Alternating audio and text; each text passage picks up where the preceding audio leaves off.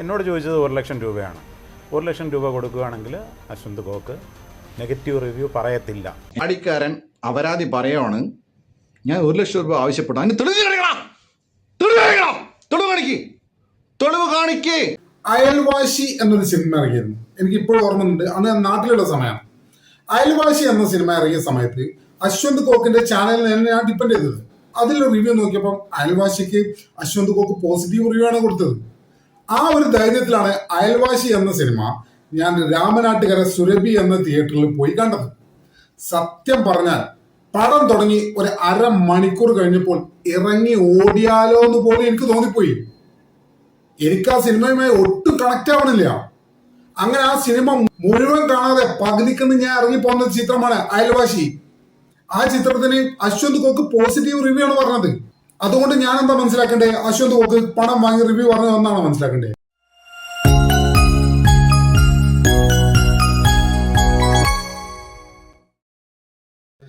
കഴിഞ്ഞ ദിവസമാണ് അംഗം അട്ടഹാസം എന്ന സിനിമയുടെ പ്രൊഡ്യൂസർ വളരെ ഗുരുതരമായിട്ടുള്ള ഒരു ആരോപണം ചാനൽ വഴി പുറത്തുവിട്ടത്.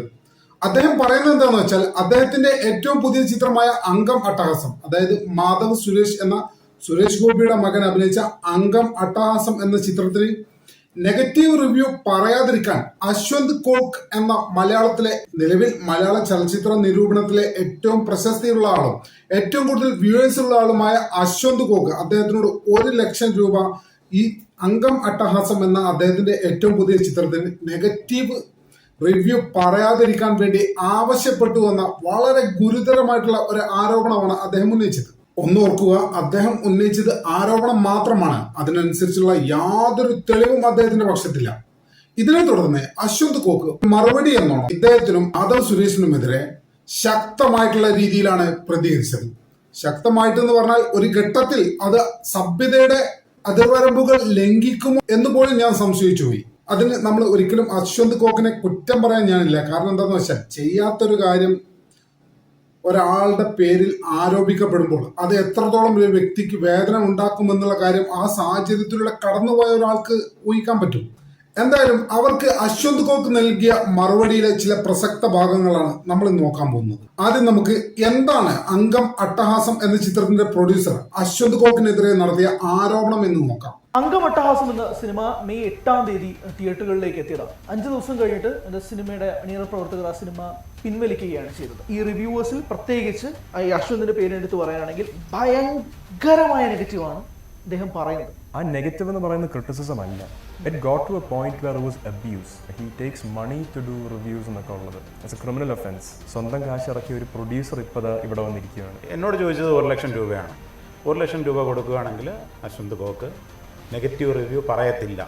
ഇതാണ് അദ്ദേഹം പറഞ്ഞത്. 1 ലക്ഷം രൂപ കൊടുക്കാൻ തയ്യാറാണെങ്കിൽ ഈ സിനിമയെ കുറിച്ച് അശ്വന്ത് കോക്ക് നെഗറ്റീവ് റിവ്യൂ പറയില്ല എന്ന് പറഞ്ഞിട്ട് അദ്ദേഹത്തോട് 1 ലക്ഷം രൂപ ആവശ്യപ്പെട്ടു എന്നാണ് പറയുന്നത്. ഇതിന് എന്തെങ്കിലും രീതിയിലുള്ള തെളിവിന് ഒരു പിന്തുണ പോലും ഇല്ല എന്നുള്ളതാണ് ഒരു യാഥാർത്ഥ്യം. വായി തോന്നുന്ന എന്തും ആർക്കെതിരെയും വിളിച്ചു പറയുന്ന ഈ പ്രവണത അത്ര നല്ല കാര്യമാണെന്ന് എനിക്ക് തോന്നുന്നില്ല. എന്തായാലും ഇതേ തുടർന്ന് അശ്വന്ത് കോക്കിന്റെ പ്രതികരണം ഉണ്ടായി. നമുക്ക് അതിൽ കൂടി പോവാം. ഞാൻ കാശ് വാങ്ങിച്ചിട്ട് റിവ്യൂ ചെയ്യുന്നത്. ഇതിൻ്റെ ബേസിക് അടിസ്ഥാനം എന്താ? എങ്ങനെയാണ് കാശ് വാങ്ങിക്കുക? നീയും നിന്റെ തന്തമാരെല്ലാവരും കൂടെ ഒരു ചാക്കിൽ കെട്ടിയിട്ട് എനിക്ക് കാശ് എൻ്റെ ഫ്ലാറ്റിൻ്റെ ഫ്രണ്ടിൽ സെക്യൂരിറ്റിന് എടുത്ത് കൊടുക്കുകയാണോ? എന്നിട്ട് ഞാൻ ആ കാശ് എടുത്തിട്ട് ഞാൻ തീരുമാനിക്കുകയാണോ ഈ സിനിമയ്ക്ക് പോസിറ്റീവ് പറയണോ നെഗറ്റീവ് പറയണമെന്ന്?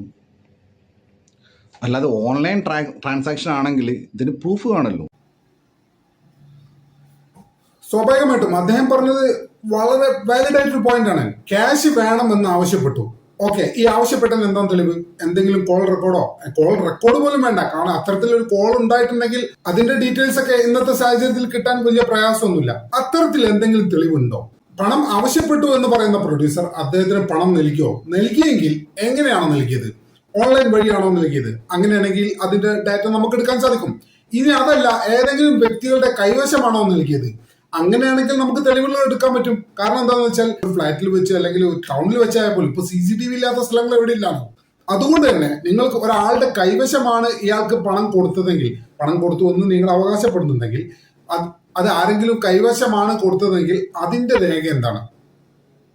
ഒരു രേഖയുമില്ലാതെ ഒരു തെളിവുമില്ലാതെ ഒരാൾക്കെതിരെ എന്ത് ധൈര്യത്തിലാണ് ഈ പ്രൊഡ്യൂസർ എന്ന് പറയുന്ന ഈ മനുഷ്യൻ ഇത്തരത്തിലൊരു ആരോപണം ഉന്നയിച്ചത്? വായി തോന്നുന്ന എന്തും ആരെക്കുറിച്ചും പറയാമെന്നാണോ നിങ്ങളുടെ ധാരണ? നിങ്ങളുടെ സിനിമക്ക് ആളുകൾ വരുന്നില്ലെങ്കിൽ അത് നിങ്ങളുടെ പ്രൊഡക്റ്റിന്റെ ക്വാളിറ്റി കുറവാണ്, അതുകൊണ്ടാണ്.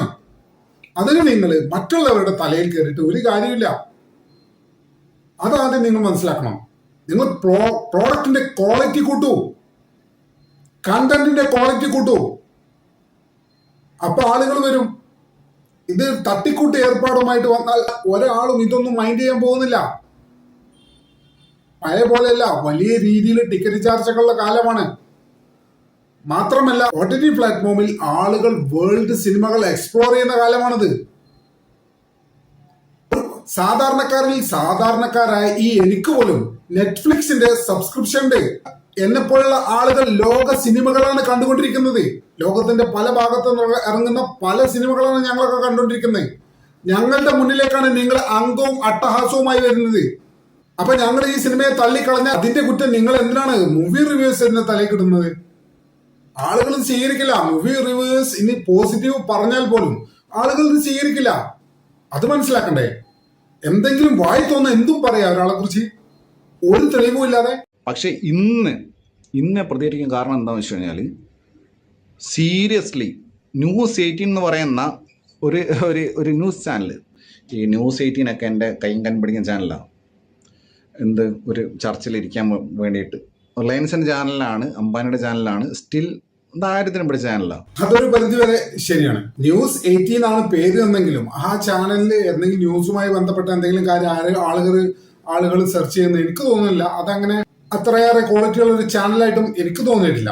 ഞാൻ പൊതുവെ കാണാറുമില്ല. അത് ഒരു യൂട്യൂബ് ചാനലിന്റെ നിലവാരം എന്ന് പറയുമ്പോൾ യൂട്യൂബ് ചാനലുകളൊക്കെ മോശം നിലവാരത്തിലുള്ളതാണ് എന്നുള്ള അഭിപ്രായമൊന്നും എനിക്കില്ല.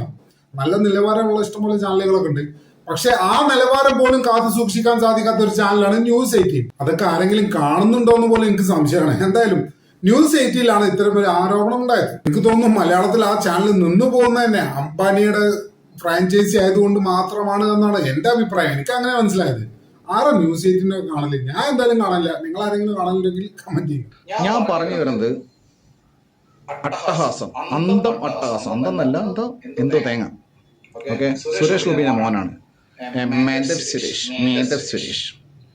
പിന്നെ ഏതോ ഒരു പ്രൊഡ്യൂസർ, ഒരു പ്രൊഡ്യൂസർ അമേരിക്കയിലാണ്, മത്തായി എന്നാ പറഞ്ഞിട്ട്, അയാളെ പേര് എനിക്ക് ഓർമ്മയുണ്ട്. കാരണം അയാളെ പേര് മത്തായി ഉണ്ട്. ഇത് ഏതോ താടിക്കാരൻ പ്രൊഡ്യൂസർ ഇന്ന് പത്രസമ്മേളനം നടത്തിയിട്ട് പറയുവാണ്, പ്രസ് മീറ്റ് വിളിച്ചിട്ട് പറയുവാണ്, ഞാൻ 1 ലക്ഷം രൂപ ആവശ്യപ്പെട്ടു. ഞാൻ 1 ലക്ഷം രൂപ ആവശ്യപ്പെട്ടു. ഞാൻ ഇപ്പോൾ ഓൺ റെക്കോർഡ് ഞാൻ പറയുന്നു, ഞാൻ 1 ലക്ഷം രൂപ ആവശ്യപ്പെടുന്ന തെളിവ് നിന്റെ അടുത്തുണ്ടോ? ഓക്കെ, ഞാൻ ആവശ്യപ്പെട്ടു നീ പറയുന്നല്ലോ. എടാ, ഒരു മിനിമം മര്യാദ വേണം. അടിക്കാരൻ അപരാധി പറയുവാണ്, ഞാൻ 1 ലക്ഷം രൂപ ആവശ്യപ്പെട്ടു. അതിന് തെളിവ് കാണിക്കേ. ഇല്ല, അയാളുടെ കയ്യിൽ തെളിവൊന്നും ഉണ്ടാവില്ല. അയാൾ വായി തോന്നി കോതൊക്കെ പാട്ട് എന്ന രീതിയിൽ സിനിമാ റിവ്യൂവർമാരെ എന്തും പറയാന്നുള്ള ഒരു പൊതുധാരണ സമൂഹത്തിൽ പൊതുവേ ഉണ്ട്. അത്തരത്തിലാണ് അയാൾ പ്രതികരിച്ചത്. ക്വാളിറ്റി ഇല്ലാത്തൊരു സാധനം കൊണ്ടുവന്നിട്ട് ഇതൊരു കൂതറ സാധനമാണെന്ന് നാട്ടുകാർ പറയുമ്പോൾ അതിന്റെ കുറ്റം മുഴുവൻ മൂവി റിവ്യൂസിന്റെ തലയിലിട്ടിട്ട് രക്ഷപ്പെടാനാണ് ഇത്തരക്കാർ ശ്രമിക്കുന്നത്. അപ്പോഴും നല്ല ക്വാളിറ്റിയുള്ള പ്രോഡക്റ്റ് ഉണ്ടാക്കണം എന്നുള്ള യാതൊരു ബോധവും ഇത്തരം ടീംസിനില്ല. യാതൊരു തെളിവുമില്ലാതെ ആർക്കെതിരെയും എന്തും വിളിച്ചു പറയുന്ന കുറച്ച് ആളുകളൊന്നുമില്ലാതെ ഇത്തരക്കാരൊക്കെ എന്താണ് പറയേണ്ടത്? അശ്വന്ത് കോക്കോ അല്ലെങ്കിൽ മലയാളത്തിലെ പേര് കേട്ട മൂവി റിവ്യൂവേഴ്സ്, അശ്വന്ത് കോക്കിനെ പോലെയുള്ള ഒരുപാട് പേരുണ്ട്. അത്തരം ആളുകളൊക്കെ പണം വാങ്ങിയിട്ടാണ് മൂവി റിവ്യൂ ചെയ്യുന്നത് എന്നുള്ളത് ഞാൻ വ്യക്തിപരമായിട്ട് വിശ്വസിക്കുന്നേ ഇല്ല. അതിന്റെ കാരണം എന്താ അറിയോ? ഇവര് പണം വാങ്ങിയ മൂവി ഏതെങ്കിലും സിനിമയ്ക്ക് റിവ്യൂ ചെയ്താൽ അത് ജനങ്ങൾ പെട്ടെന്ന് ഡിക്റ്റേറ്റ് ചെയ്യും. അത് ഡിക്റ്റേറ്റ് ചെയ്യുന്നതോടെ ഇവരുടെ ക്രെഡിബിലിറ്റി നഷ്ടപ്പെടും, ഇവരുടെ ചാനലിന് റീച്ച് കുറയും, ഇവരെ കേൾക്കാൻ ആളില്ലാതാവും. അത് നന്നായിട്ട് ഇവർക്കും അറിയാം. അതുകൊണ്ട് തന്നെ ഒരു മൂവി റിവ്യൂവേഴ്സും, കേരളത്തിൽ നിലവിലെ ടോപ്പിൽ നിൽക്കുന്ന ഒരു മൂവി റിവ്യൂവേഴ്സും പണം വാങ്ങിയാണ് റിവ്യൂ ചെയ്യുന്നതെന്ന് വ്യക്തിപരമായിട്ട് ഞാൻ വിശ്വസിക്കുന്നില്ല. എനിക്കങ്ങനെ തോന്നിയിട്ടേ ഇല്ല. പട്ടികളെ ഞാൻ പറയുന്നേ, കോമന്റ്സ് ഇടുന്ന പട്ടികളെ, ഞാൻ എന്താണ് ബ്രൊമാൻസിന് പൈസ വാങ്ങിച്ച് അതിനിടെ ഈ പൈസ വാങ്ങിച്ച് സൈൽ അനന്തൂരിന്റെ പൈസ വാങ്ങിച്ച് സൈലത്തിൽ അനന്തൂർ എനിക്കറിയാം, അനന്തൂർ എന്നെ അറിയാം. എടോ ഞാൻ പൈസ എനിക്ക് എത്ര പൈസ ആവശ്യമില്ലടോ ജീവിക്കാൻ. അത്രയും പൈസ വാങ്ങിച്ചിട്ട് എന്ത് കാണിക്കാനാ ദരിദ്രവാസികളെ നിങ്ങൾക്ക് തോന്നുന്നതാ?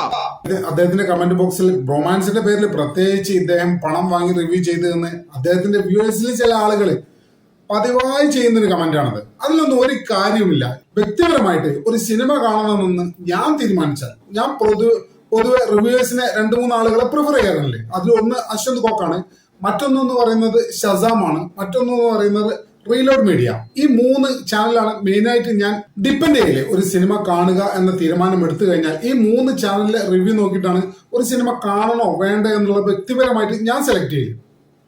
അതിന്റെ പ്രധാന കാരണം ഈ 3 പേരുടെ റിവ്യൂ എന്ന് പറയുന്നത് പൊതുവെ എന്റെ ടേസ്റ്റുമായി ചേരുന്നതാണ്. എന്നാൽ പലപ്പോഴും എന്റെ ടേസ്റ്റുമായി യാതൊരു ബന്ധമില്ലാതെ ഇരിക്കുന്നുണ്ട്. അതിൽ നിന്ന് നമുക്ക് എന്താ മനസ്സിലാക്കേണ്ടത്? ഇവർ സത്യസന്ധമായിട്ട് അവർക്ക് ഫീൽ ചെയ്ത കാര്യങ്ങളാണ് നമ്മോട് പറയുന്നത്. ഈ മൂവി റിവ്യൂ എന്ന് പറയുന്നത് തന്നെ സബ്ജക്റ്റീവാണ്. എനിക്ക് തോന്നുന്ന ഒരു കാര്യം നിങ്ങൾക്ക് തോന്നണമെന്ന് യാതൊരു നിർബന്ധമില്ല. പക്ഷെ എന്നെ സംബന്ധിച്ചിടത്തോളം പല സമയങ്ങളിലും, മിക്കവാറും സമയങ്ങളിലും അശ്വന്ത് കോക്കിന്റെയും ഷസാമിന്റെയും റീലോഡ് മീഡിയ എന്ന ചാനലിന്റെയും റിവ്യൂ പൊതുവെ എന്റെ ടേസ്റ്റുമായി കണക്ട് ചെയ്യുന്നതാണ്. പലപ്പോഴും കണക്ട് ചെയ്തിട്ടുമില്ല. കണക്ട് ചെയ്യാത്തൊരു കാര്യം ഞാൻ പറയാം. അതായത് അയൽവാശി എന്നൊരു സിനിമ ഇറങ്ങിയിരുന്നു. എനിക്ക് ഇപ്പോഴും ഓർമ്മയുണ്ട്, അന്ന് നാട്ടിലുള്ള സമയമാണ്. അയൽവാശി എന്ന സിനിമ ഇറങ്ങിയ സമയത്ത് അശ്വന്ത് കോക്കിന്റെ ചാനലിനെ ഞാൻ ഡിപ്പെൻഡ് ചെയ്തത്. അതിൽ റിവ്യൂ നോക്കിയപ്പോൾ അയൽവാശിക്ക് അശ്വന്ത് കോക്ക് പോസിറ്റീവ് റിവ്യൂ ആണ് കൊടുത്തത്. ആ ഒരു ധൈര്യത്തിലാണ് അയൽവാശി എന്ന സിനിമ ഞാൻ രാമനാട്ടുകര സുരഭി എന്ന തിയേറ്ററിൽ പോയി കണ്ടത്. സത്യം പറഞ്ഞാൽ പടം തുടങ്ങി ഒരു 1/2 മണിക്കൂർ കഴിഞ്ഞപ്പോൾ ഇറങ്ങി ഓടിയാലോ എന്ന് പോലും എനിക്ക് തോന്നിപ്പോയി. എനിക്ക് ആ സിനിമയുമായി ഒട്ടും കണക്ട് ആവണില്ല. അങ്ങനെ ആ സിനിമ മുഴുവൻ കാണാതെ പകുതിക്കെന്ന് ഞാൻ ഇറങ്ങി പോകുന്ന ചിത്രമാണ് അയൽവാശി. ആ ചിത്രത്തിന് അശ്വന്ത് കോക്ക് പോസിറ്റീവ് റിവ്യൂ ആണ് പറഞ്ഞത്. അതുകൊണ്ട് ഞാൻ എന്താ മനസ്സിലാക്കേണ്ടത്? അശ്വന്ത് കോക്ക് പണം വാങ്ങി റിവ്യൂ പറഞ്ഞു എന്നാണ് മനസ്സിലാക്കേണ്ടത്. അല്ല, അശ്വന്ത് കോക്കിന്റെ ആ സിനിമയെ സംബന്ധിച്ചിടത്തോളം അശ്വന്ത് കോക്കിന്റെ ടേസ്റ്റുമായി എന്റെ ടേസ്റ്റ് ചേരുന്നില്ല. അതുകൊണ്ട് എനിക്കത് രുചിച്ചില്ല. അതുകൊണ്ട് തന്നെ സിനിമ മുഴുവൻ കാണാതെ ഇറങ്ങിപ്പോന്ന് ഞാൻ രാമനാട്ടുകര സുരഭി എന്ന തിയേറ്ററിലേക്ക് കയറിപ്പോയി, ആവേശത്തോടെ കയറിപ്പോയി. എങ്ങനെങ്കിലും അവിടെ നിന്ന് ഇറങ്ങിപ്പോന്നാ മതി. അവിടെ ഇന്ന് ഉറങ്ങാൻ പോലും പറ്റുന്നില്ല. തിയേറ്ററിൽ ഇന്ന് എനിക്ക് ഉറങ്ങാൻ പോലും പറ്റുന്നില്ല. അത്രക്ക് ടോർച്ചറിങ് ആയിരുന്നു എന്നെ സംബന്ധിച്ചിടത്തോളം അയൽവാസി എന്ന ചിത്രം. അത് മുഴുവൻ കാണാതെ ഞാൻ രാമനാട്ടുകര സുരഭിയിൽ നിന്ന് ഇറങ്ങിപ്പോന്നു. എന്റെ ജീവിതത്തിൽ ഉണ്ടായ ഒരു അനുഭവമാണത്. അതുപോലെ തന്നെ മറ്റൊരു അനുഭവം ഞാൻ പറയാം. അശ്വന്ത് കോക്കിന്റെ ടേസ്റ്റുമായി എന്റെ ചേരുന്ന ഒരു അനുഭവം. മഹാവീര്യർ എന്നൊരു പടമുണ്ടായിരുന്നു. മഹാവീര്യർ എന്ന എബ്രഡ് ഷെയ്ൻ, നിവിൻ പോളി കൂട്ടുകെട്ടിൽ വന്ന ഒരു ചിത്രമുണ്ടായിരുന്നു. കേരളത്തിലെ മിക്കവാറും മൂവി റിവ്യൂവേഴ്സ് നെഗറ്റീവ് പറഞ്ഞ ഒരു ചിത്രമാണ് മഹാവീര്യർ. അശ്വന്ത് കോക്ക് ആ സിനിമയ്ക്ക് പോസിറ്റീവാണ് പറഞ്ഞത്. അതുകൊണ്ട് തന്നെ ആ സിനിമ കാണാൻ ഞാൻ തീരുമാനിച്ചു. കോഴിക്കോട് ആശീർവാദിൽ പോയിട്ടാണ് ഞാൻ ആ സിനിമ കണ്ടത്. സത്യം പറഞ്ഞാൽ ആ സിനിമയ്ക്ക് കയറുമ്പോൾ സത്യം പറഞ്ഞാൽ എനിക്ക് ഭയങ്കര പേടിയായിരുന്നു. കാരണം തിയേറ്ററിൽ ഒരൊറ്റ മനുഷ്യല്ല. ഞാനും ഒരു 5-6 ആൾക്കാരുണ്ട്. 5-6 ആൾക്കാർ 5-6 മൂലക്കില്, ഞാൻ ഒരു സെൻട്രലായിട്ട് ഇങ്ങനെ ഇരിക്കുന്നു. സത്യം പറഞ്ഞാൽ പേടിയാവോ തിയേറ്ററിൽ ഇരിക്കാനായി. എന്തായാലും ചിത്രം തുടങ്ങി. എനിക്ക് വളരെയധികം ഇഷ്ടപ്പെട്ട ഒരു സിനിമയാണ് മഹാവീര്യർ എന്ന ചിത്രം. ഞാൻ ഈ അടുത്ത കാലത്ത് കണ്ട സിനിമകളിൽ എനിക്ക് ഏറ്റവും ഇഷ്ടപ്പെട്ട സിനിമയാണ് മഹാവീര്യർ. അതിന് അശ്വന്ത് കോക്ക് പോസിറ്റീവ് റിവ്യൂ ആണ് പറഞ്ഞത്. എനിക്കത് ഭയങ്കര കണക്ട് ആയ ഒരു പടമാണ്. അതേസമയം അശ്വന്ത് കോക്ക് പോസിറ്റീവ് റിവ്യൂ പറഞ്ഞ അയൽവാശി എന്ന ചിത്രം എനിക്ക് തീരെ ഇഷ്ടപ്പെട്ടിട്ടില്ല. അപ്പൊ റിവ്യൂ പറയുക, അത് കേൾക്കുക എന്നൊക്കെ പറയുന്നത് ഇതൊക്കെ സബ്ജക്റ്റീവാണ്. മൂവി റിവ്യൂവേഴ്സ് അവരുടെ എക്സ്പീരിയൻസ് ആണ് ഷെയർ ചെയ്യുന്നത്. അതേ എക്സ്പീരിയൻസ് നമുക്ക് കിട്ടണമെന്നില്ല. പലപ്പോഴും ഇവരുടെ എക്സ്പീരിയൻസുമായി നമ്മുടെ എക്സ്പീരിയൻസും ചേർന്ന് പോകും. പലപ്പോഴും അതില്ലാതെ ഇരിക്കും. അതിന്റെ 2 ഉദാഹരണങ്ങളാണ് ഞാൻ ഈ പറഞ്ഞത്. കേരളത്തിലെ മൂവി റിവ്യൂസിനെ സംബന്ധിച്ചിടത്തോളം അങ്ങനെ പണം വാങ്ങി റിവ്യൂ ചെയ്യുന്നവരാണ്. വ്യക്തിപരമായിട്ട് എനിക്ക് അഭിപ്രായമില്ല, അങ്ങനെ ഒരു തോന്നലുമില്ല. ഞാനൊക്കെ ഇത്ര ഇവിടെ ഹൈഡ്രോളിക് ഞാനൊക്കെ തമ്മിൽ പല പ്രശ്നങ്ങളുണ്ട്. പക്ഷെ അതൊക്കെ മാന്യത ഉണ്ടായിരുന്നു. ഹൈഡ്രോളിക് ആൺകുട്ടിയായിരുന്നു. ഇതുപോലെ അനാവശ്യ സാധനം വലിച്ചടിച്ചിട്ടില്ല. അത് അശ്വന്ത് കോക്ക് പറഞ്ഞത് വളരെ സത്യമാണ്. ഹൈദരാലി നമുക്കറിയാലോ. ഹൈദരാലി എന്ന് പറയുന്നത് 121 ടോക്ക് എന്ന യൂട്യൂബ് ചാനൽ നടത്തുന്ന ആളാണ്. അത്യാവശ്യം റീച്ചുള്ള ഒരാളാണ്. അദ്ദേഹവും അശ്വന്ത് കോക്കും തമ്മിൽ വർഷങ്ങളായിട്ട് ഫൈറ്റ് ആണ്, സിനിമയുടെ പേരിൽ തന്നെ. പക്ഷെ ഒരിക്കൽ പോലും ഹൈദരാലി അശ്വന്ത് കോക്ക് പണം വാങ്ങി റിവ്യൂ ചെയ്തതെന്ന് ഇതുവരെ ഹൈദരാലി പറഞ്ഞിട്ടില്ല. അത് ഞാൻ ശ്രദ്ധിച്ചൊരു കാര്യമാണ്. ഹൈദരാലി എന്താ പറഞ്ഞത്? അശ്വന്ത് കോക്ക് ബോഡി ഷേമിങ് ചെയ്യുന്നു, അശ്വന്ത് കോക്ക് ആളുകളെ കളിയാക്കുന്നു. ഇത്തരത്തിലുള്ള പരാതിയാണ് പൊതുവെ ഹൈദരാലിയുടെ ഭാഗത്ത് നിന്ന് നമ്മളൊക്കെ കണ്ടിട്ടുള്ളത്. അദ്ദേഹത്തിന്റെ അശ്വന്ത് കോക്കുമായി ബന്ധപ്പെട്ട ഒരുവിധം വീഡിയോസ് ഒക്കെ ഞാൻ കണ്ടിട്ടുണ്ട്.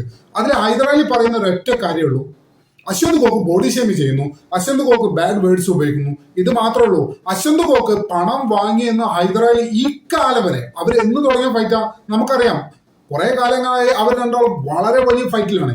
ഇക്കാലം വരെ അശ്വന്ത് കോക്കിനോട് ഈ രംഗത്ത് ശത്രുതയുള്ള ഹൈദരാലി ഇത്തരം അശ്വന്ത് കോക്ക് പണം വാങ്ങി റിവ്യൂ ചെയ്തെന്ന് ഈ കാലം വരെ അദ്ദേഹം പറഞ്ഞിട്ടില്ല. അങ്ങനെ അശ്വന്ത് കോക്കിനെതിരെ അത്തരം ഒരു ആരോപണം ഉണ്ടെങ്കിൽ സ്വാഭാവികമായിട്ടും ആദ്യം പറയേണ്ട ആൾ ഹൈദരാലിയാണ്. അദ്ദേഹം പോലും അത് പറഞ്ഞിട്ടില്ല. ആ സമയത്താണ് ഏതോ ഒരാൾ വന്നിരുന്നിട്ട് അശ്വന്ത് കോക്ക് കൈക്കൂലി ആവശ്യപ്പെട്ടൊന്നും യാതൊരു തെളിവുമില്ലാതെ, ഒരു ക്രെഡിബിലിറ്റി ഇല്ലാതെ അനാവശ്യം വിളിച്ചു പറഞ്ഞത്. തെങ്ങ കാണിച്ചോ ഈ നിമിഷം അവർക്ക് എന്റെ ധ്യാന മൈ ധ്യാൻ എത്ര പടം ഞാൻ ധ്യാനെ പറഞ്ഞടാ. ഇന്ന് വരെ ആ മനുഷ്യൻ എൻ്റെ ധ്യാൻ കുട്ടൻ ഇന്ന് വരെ എനിക്കിതൊരു വാക്ക് പറഞ്ഞിട്ടില്ല. മാത്രമല്ല ഇന്ന് വരെ ധ്യാൻ എന്നെ എപ്പോഴും എനിക്ക് മെസ്സേജ് അയക്കാറുണ്ട്, എടാ നിന്റെ പരട്ട സിനിമയിലെടാ എന്താ അട്ടഹാസം, എടാ ധ്യാനെ പോലെ കാണണം നീ 10 അല്ലടാ 100 ജന്മം ജനിച്ചാൽ നീ പറ്റില്ല. Because Dhyan is a son of the greatest Sreenivasan sir. മനസ്സിലായോ? വലിയ വ്യത്യാസമുണ്ട് മോനെ. എടാ മാധവേ പട്ടി, ഞാൻ പറയുന്നേ നീ എനിക്ക് കേസ് വിടുന്നോട്ട് എന്റെ അടുത്തൊക്കെ സംസാരിച്ചാണ് ഞാൻ വീഡിയോ ചെയ്യുന്നേ. അത് അദ്ദേഹം പറഞ്ഞ വളരെ കറക്റ്റാണ്. ധ്യാനിന്റെ മിക്കവാറും പടങ്ങൾക്ക് വളരെയധികം നെഗറ്റീവ് പറഞ്ഞ ആളാണ് അശ്വന്ത് കോക്ക്. എന്നാൽ ഇതേ അശ്വന്ത് കോക്കുമായി ധ്യാൻ വളരെ ക്ലോസ് ആയിട്ട് ഒരു ഇന്റർവ്യൂ നമ്മളൊക്കെ കണ്ടിട്ടുണ്ട് യൂട്യൂബ് ചാനലിൽ. നിങ്ങൾ സെർച്ച് ചെയ്ത് നിങ്ങൾക്ക് കാണാൻ പറ്റും ധ്യാനും അശ്വന്ത് കോക്കും തമ്മിലുള്ള. അത് അദ്ദേഹത്തിന്റെ നദികളിൽ സുന്ദരി യമുന എന്ന ചിത്രം ഇറങ്ങിയ സമയത്താണ് തോന്നുന്നുണ്ട് ആ ഇന്റർവ്യൂ നടന്നത്. അതിനുശേഷം നദികളിൽ സുന്ദരി യമുന എന്ന ചിത്രത്തിന് നെഗറ്റീവ് റിവ്യൂ ആണ് അശ്വന്ത് കോക്ക് പറഞ്ഞത്. അതിന് പേരിൽ ധ്യാൻ ശ്രീനിവാസൻ ഏതെങ്കിലും രീതിയിലുള്ള ഒരു സ്റ്റേറ്റ്മെന്റ് അശ്വന്ത് കോക്കിനെതിരെ നിർത്തിയതായി നമ്മൾ ആരെയും കണ്ടോ? നമ്മൾ എവിടെയും കണ്ടിട്ടില്ല. എന്നാൽ അവർ തമ്മിലുള്ള ബന്ധത്തിന് എന്തെങ്കിലും കുഴപ്പമുണ്ടോ? അതുമില്ല. അങ്ങനെ ഒരു ജെന്റിൽമാൻ അപ്രോച്ചാണ് നമ്മൾ ചെയ്യേണ്ടത്. നമ്മളെ പ്രോഡക്റ്റിന്റെ ക്വാളിറ്റി കൂട്ടുക എന്നല്ലാതെ അതിനെക്കുറിച്ച് അഭിപ്രായം പറയുന്നവരെ തെറി വിളിക്കുകയല്ല വേണ്ടത്. സിനിമയുമായി ബന്ധപ്പെട്ട ആളുകൾ അത് മനസ്സിലാക്കണം. അത്തരം വിഷയങ്ങളിൽ സ്വാഭാവികമായിട്ടും നിങ്ങൾക്ക് മാതൃകയാക്കാവുന്ന ആള് തന്നെയാണ് ധ്യാൻ ശ്രീനിവാസൻ. പിന്നെ ഈ താടിക്കാരൻ, എടാ താടിക്കാരാ നിന്റെ പേര് പോലും കയറില്ല. ചിലപ്പോൾ റിവ്യൂവിൽ നിന്റെ പേര് അമ്മണ്ടാവും. പക്ഷെ എടാ താടിക്കാരാ നിന്റെ പറയുന്നേ, നീ പറഞ്ഞ് 1 ലക്ഷം രൂപ ഞാൻ നിന്റെ അടുത്ത്, എടാ പട്ടി മരപ്പട്ടി, നിന്റെ അടുത്ത് 1 ലക്ഷം രൂപ ചോദിക്കാൻ മാത്രം തെണ്ടിയടാ ഞാൻ. അത്രയ്ക്ക് അതപ്പച്ചാണ് നിന്റെ 1 ലക്ഷം. പോടാ പോടാ 1 ലക്ഷം ഉലുവ 1 ലക്ഷം നിന്നോട് ചോദിച്ചു. നീ ഒരു 10 ലക്ഷം 15 ലക്ഷം പറഞ്ഞാല് ദാറ്റ് വാസ് ഫൈൻ. 1 ലക്ഷം ഉലുവ നിന്നോട് ചോദിച്ചെന്ന് പരമനാറി. എടാ എൻ്റെ വർത്താനം ഇതൊന്നുമല്ല. കേരളത്തിൽ FFC തുടങ്ങിയ ആളുടെ പേരാണ് അശ്വന്ത് കോക്ക്. മനസ്സിലായോ? വല്ലാണ്ട് ഊമ്പണ്ട. ഞാൻ ഇപ്പോൾ സംസാരിക്കുന്നില്ല. ഞാൻ പറയാം, എനിക്കറിയുന്ന എൻ്റെ സീക്രട്ട് ഏജൻറ്റ്, എൻ്റെ ഷസാം, എൻ്റെ ഉണ്ണി, എൻ്റെ സുധീഷ്, എൻ്റെ തിരുവനന്തപുരൻ, എൻ്റെ അശ്വിൻ ബ്രോ, ലെൻസ്മാൻ, ആയിത്തൻ ചെറ്റൂർ, നമ്മുടെ എല്ലാ ആൾക്കാരും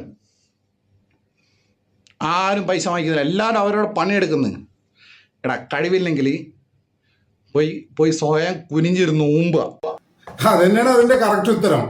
കഴിവില്ലെങ്കിൽ, നല്ല പ്രോഡക്റ്റ് കൊടുക്കാൻ കഴിയില്ലെങ്കിൽ, നല്ല ക്വാളിറ്റി ഉള്ള സബ്ജക്റ്റ് കൊടുക്കാൻ കഴിയില്ലെങ്കിൽ നിങ്ങൾ ഈ പണിക്ക് നിൽക്കരുത്. ഇതിനെക്കുറിച്ച് അഭിപ്രായം പറയുന്ന ആളുകളെ കുറ്റം പറയും മുമ്പ് നിങ്ങൾ നല്ല ക്വാളിറ്റി ഉള്ള പ്രോഡക്റ്റ് കൊടുക്കുക. അശ്വന്ത് കോക്ക് എനിക്ക് തോന്നുന്നു ഭയങ്കര ഇമോഷണൽ ആണെന്ന് തോന്നുന്നുണ്ട്. അദ്ദേഹം ധ്യാൻ ശ്രീനിവാസനെ കുറിച്ച് പറഞ്ഞ സമയത്തൊക്കെ അദ്ദേഹം കുറച്ച് കണ്ണൊക്കെ നിറഞ്ഞതായി എനിക്ക് തോന്നുന്നു. അതുപോലെ ഇത്തരം കാര്യങ്ങളൊക്കെ പറഞ്ഞപ്പോൾ 1 ലക്ഷം എന്ന് പറയുന്നത് വ്യക്തിപരമായിട്ട് എനിക്കും തോന്നിയിട്ടുണ്ട് അദ്ദേഹത്തിന്റെ ഇൻസൾട്ട് ചെയ്യുന്നതിന് തുല്യമാണ്. അദ്ദേഹം 1 ലക്ഷം രൂപ കൈക്കൂലി ചോദിച്ചു എന്ന് പറയുന്നത് അദ്ദേഹത്തിന് ഇൻസൾട്ട് ചെയ്യുന്നതിന് തുല്യമാണ്.